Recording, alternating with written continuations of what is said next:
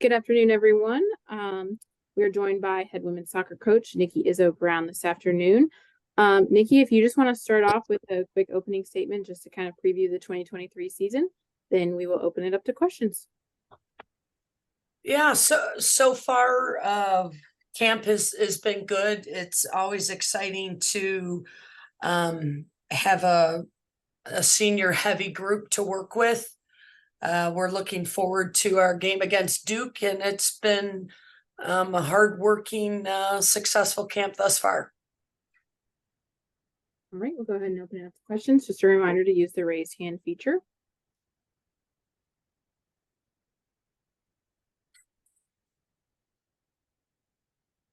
And we'll start with Justin Jackson. Coach, how you doing? Good, Justin. How are you? I'm doing real well. Hey, I kind of wanted to ask you about the scheduling, conference scheduling, obviously with the realignment and more teams coming in next year and things are kind of getting crazy. Obviously last year with the 10 teams, you could play 9 games, play everyone. This year, I'm kind of wondering how it got changed. 14 teams, and I think you guys play 10, I think. Yeah. Can you just kind of talk about, did the Big 12, talk to you guys about expanding by one conference game? And then, obviously next year when more teams come in, do you guys expand more conference games? Yeah, ironically, like I said, I was just on a 2-hour Zoom with the Big East, and us wanting the 24 schedule as soon as possible. So we will, I guess, to answer your question, we do vote on, how we want that conference schedule to look, if we're going to go 10 teams next year or 11 teams. So us coaches are all, we looked with the scheduler to see what that was going to look like. I think everything is so fluid right now. Right. For all of us. But there's typically a vote, and then we kind of go from there. There's been no information moving forward if it's going to look like, two, separate divisional play. So I think it's still somewhat pretty new. What's the process been like for you to become familiar with some of these new schools? I mean, obviously BYU was in the Sweet 16 last year. UCF had a tough suck around match with the eventual national champ. These are schools I don't think you've ever played them before, and trying to get to know them. And then obviously, more schools coming in next year that you've never played before. What's that situation going to be like? Probably not easy for a coach, right? No, it's been a while. We've played both, but it's been years. We were at Penn State. We had BYU one weekend in a tournament in Central Florida, but everybody has changed so much. So, there's a lot of interesting things. You go out to that elevation. That's probably one of my biggest concerns is going out to Colorado. It just kind of hit me over the head once I saw that. But, our league's going to be stronger for sure. As you spoke to BYU and Central Florida, they're both incredibly strong programs. So I'm excited. It's, as I was on another Zoom this morning, with, when Virginia Tech and Miami left, the Big East, right. It's just, just tell me my schedule. Ideally, if someone would ask me, let football be football, let them go to their conferences and just regionalize all the rest of our sports. Because the travel's going to get real interesting for everybody. Sure. From Big Ten to all of us. So anyways, we do have a little bit of say. Totally excited that our league has just gotten better, and whatever that looks like, we'll know sooner than later, just determining a conference schedule. You're Zooming everyone today then, I guess, huh? It's tough. Well, you're in camp and everybody else is going. So today's our off day. Yeah. Thank you, Coach. Yeah. All right. Our next question will come from Ryan Decker. Hey, Coach, how are you? Good, Ryan. How you doing? I'm doing all right. Hey, so you mentioned obviously it's camp, an off day for you guys, so maybe a perfect day to ask. Returner for you guys, who's made the biggest stride, biggest leap in their development from last year to this year? That's a good question. Yeah, what's nice is that COVID has allowed us to have the opportunity for some kids with 5 years, right? So I would have to probably lean on Kenzie Youngst. She's one that's coming back stronger than she was last year. She was coming off injury last year. Maya McCutcheon is somebody that is also coming very strong, and Maddie Moreau is always ready to rumble, and Julianne Valeron. So I would probably lean towards, and Keza, all my 6 years. I don't know if they've necessarily surprised me, but I'm happy with where they're at. All right, Kevin Kinder, you're up next. So following on with that, Coach, status of the team right now, anybody out for the fall, the spring? What's your health situation like going in?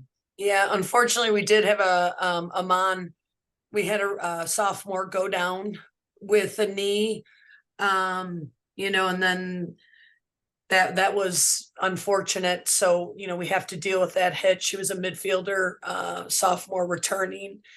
So knock on wood, our hope is that she will be the only one this fall. We lost Leah again in the spring with another knee. So we've lost 2 with some knees. So hoping we're done.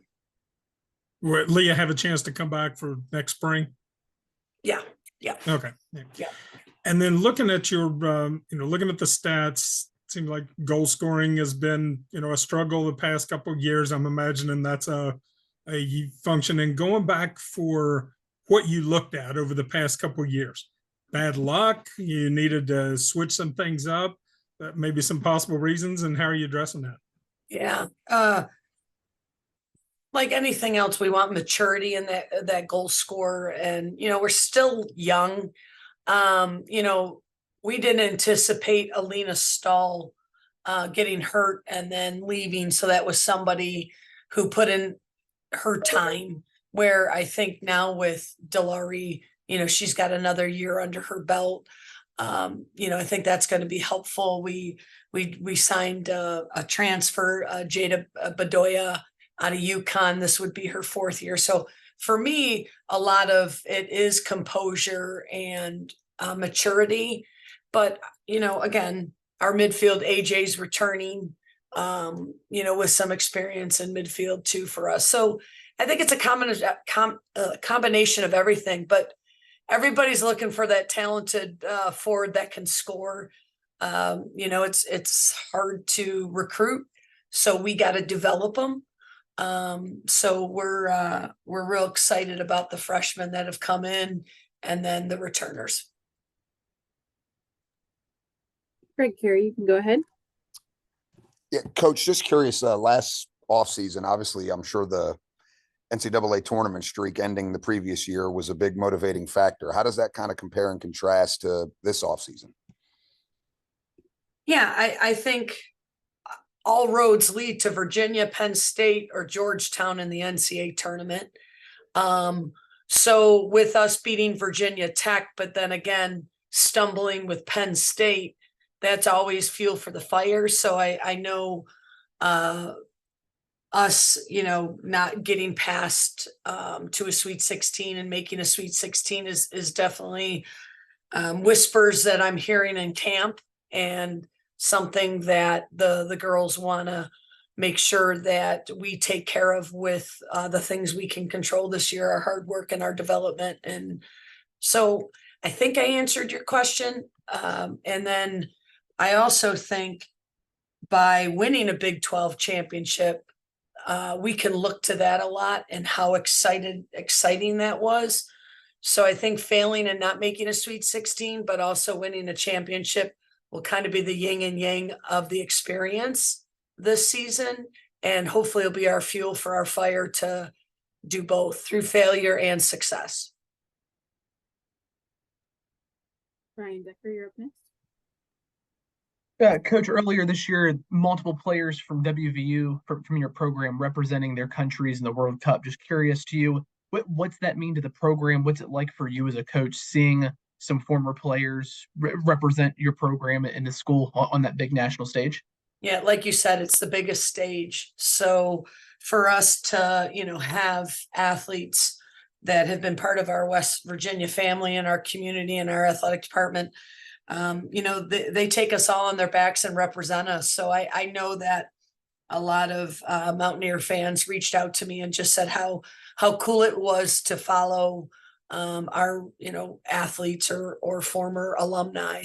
So I think it always just sport always brings us together, and I think having those athletes, of course I'll go mom mode.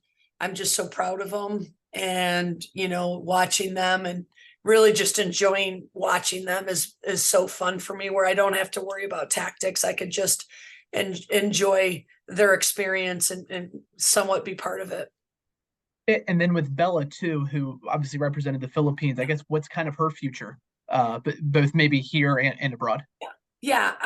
So Bella being so young will have, hopefully, I'm not the coach, but I would imagine some other youth national team World Cup. So U20s, U23, depending on things. So I can forecast that with Bella.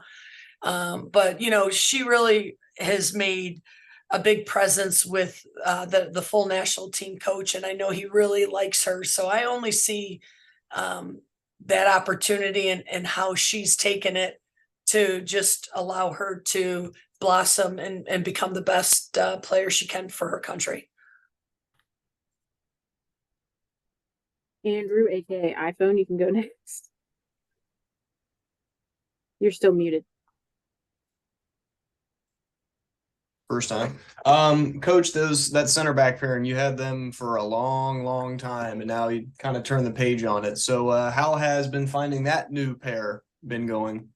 Yeah, it it is. I mean, when you lose two pros, which is exciting, and both of them are starting, that just tells you how good they were and are. So it's not an easy task to replace their positions, but I know that Annika, has gotten some significant minutes there and knows exactly what her skill set has to be to keep that position intact. And then Kenzie, you might see Kenzie there a little bit, and obviously with all her experience, they know the position well. So I feel like we're in good hands, even though I never like talking about replacing players. I think every player brings something different. Well, it certainly helps to have Keza too as the last one back, huh? Yeah. How Yeah. is she better this year than she was, or has she made any significant stride in any particular area? Maturity. As all of us know that have watched Keza, her decision making has matured vastly. I think she really plays inside herself now, understands, make the save you're supposed to make, come up with the big one. So I mean, the game management is something that, she's really embraced. And just the maturity, a mature goalkeeper. And you can see them manage games and, handle that. And I think we've been seeing that progression with Keza, and we'll see it more this year. Justin Jackson, you're up next. Hey, Coach, kind of going back on something you were saying earlier with this expansion thing. You could, in theory, get through an entire regular season, and then who you see in the postseason tournament, teams that you never played before during the regular season. Do you see any problems with that? Is that something the Big 12 sort of has to sort of address, I guess, maybe moving forward?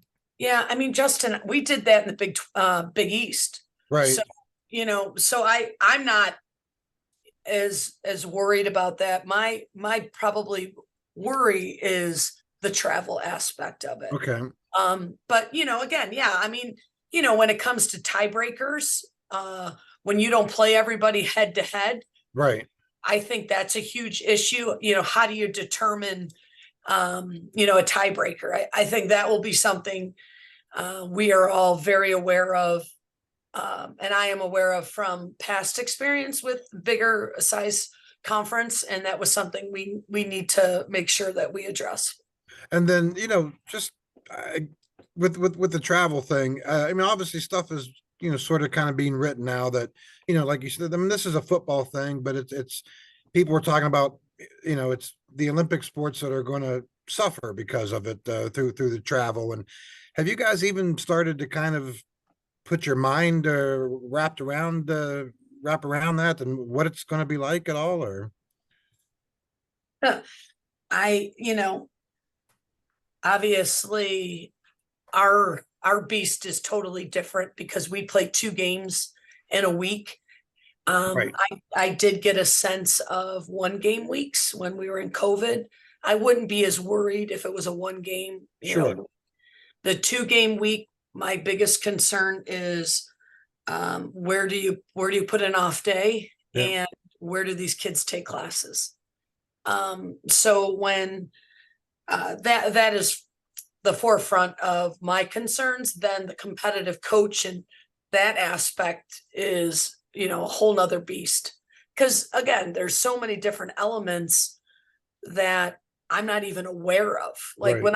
when I went to the Big 12, by the time I traveled to all the schools, then I knew what the elements were that we had to manage through. Like you're saying, like, well, football's potentially could always just charter. Well, women's soccer, we don't have that luxury. So what schools do we really have to charter to, and what schools can we go commercial, and Right. how long does that take? Are we taking a day and a half to get to a place?